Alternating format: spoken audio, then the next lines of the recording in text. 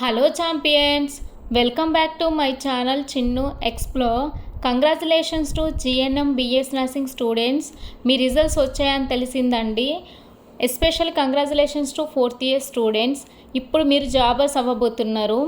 ఇప్పుడు నేను చెప్పాల్సింది ఏంటి అని అనుకుంటున్నారా? నేనేం చెప్పాలనుకుంటున్నానంటే, చాలామంది 4 ఇయర్స్ కంప్లీట్ అయిన తర్వాత ఒక రాంగ్ డెసిషన్ తీసుకుంటారండి. ఏంటి అంటే, ఇన్ని ఇయర్స్ నేను కష్టపడ్డాను కదా, ఒక 1 ఇయర్ నేను రిలాక్స్ అవుతా, ఎంజాయ్ చేస్తాను ఈ 1 ఇయర్ అని అనుకొని డ్యూటీ చెయ్యరు. కొంతమంది ఏంటి అంటే ఫర్దర్ స్టడీ కోసం అని చెప్పి మళ్ళీ వాళ్ళు వేరే స్టడీ చేస్తుంది. వాళ్ళ రూట్ డిఫరెంట్ కాబట్టి వాళ్ళ గురించి నేనేం మాట్లాడాలనుకోవట్లేదు.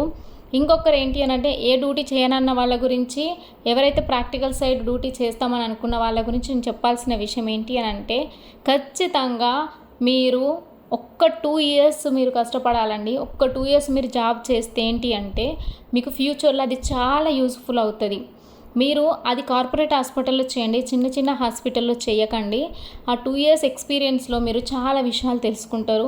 1 ఇయర్లో మాత్రం మీరు పేషెంట్స్ని ఎలా డీల్ చేయాలి, పేషెంట్ ఒకవేళ అరెస్ట్ అయినా కానీ అండ్ హాస్పిటల్ ఎన్విరాన్మెంట్ అనేది 1 ఇయర్లో మీకు అర్థమైపోతూ ఉంటుంది.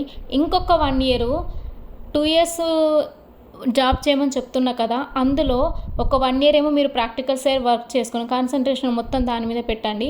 ఇంకొక 1 ఇయర్ ఏం చేస్తారని అంటే, ఆ 1 ఇయర్లో మీరు అబ్రాడ్కి వెళ్ళడానికి ప్లానింగ్ చేసుకోండి. పాస్పోర్ట్ కానీ, ఎగ్జామ్ ప్రిపరేషన్స్ కానీ, అండ్ మీరు అలా చేయండి.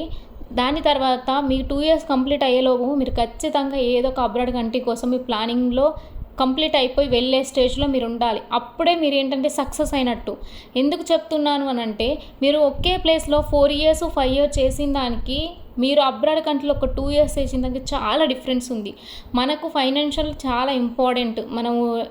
మనం ఇండిపెండెంట్గా బ్రతకాలి అని అంటే ఫినాన్షియల్గా ఖచ్చితంగా మనము ఒక స్టేజ్లో ఉండాలి.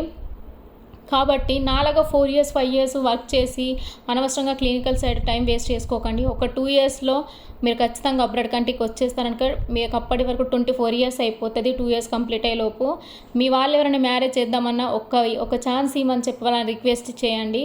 ఒక 2 ఇయర్స్ అబ్రాడ్లో వచ్చి కొంచెం మనీ సంపాదించుకొని ఇంటికి వెళ్ళిన తర్వాత మీకు అక్కడ మ్యారేజ్ చేస్తామన్నా కూడా మీరు ఫినాన్షియల్గా ఇండిపెండెంట్గా ఉంటారు. ఒకవేళ మీరు మీ మ్యారేజ్లో వాళ్ళు జాబ్గా యాక్సెప్ట్ చేయకపోయినా ఇంట్లో ఉన్నా కూడా మీరు ఒకరి మీద డిపెండ్ అవ్వాల్సిన అవసరం రాదు. మళ్ళీ ఇంకొకటి ఏంటి అని అంటే, అప్పుడు కూడా మీరు గవర్నమెంట్ జాబ్స్కి అప్లై చేసుకోవచ్చు. ఎందుకంటే అప్పుడు మీకు ఒక 28 ఇయర్స్ 27 ఇయర్స్ ఉంటాయి అంతే. సో ఇలా మీరు ప్లానింగ్ చేసుకుంటే మీకు చాలా యూస్ఫుల్ అవుతాయి. Thank you so much. Bye.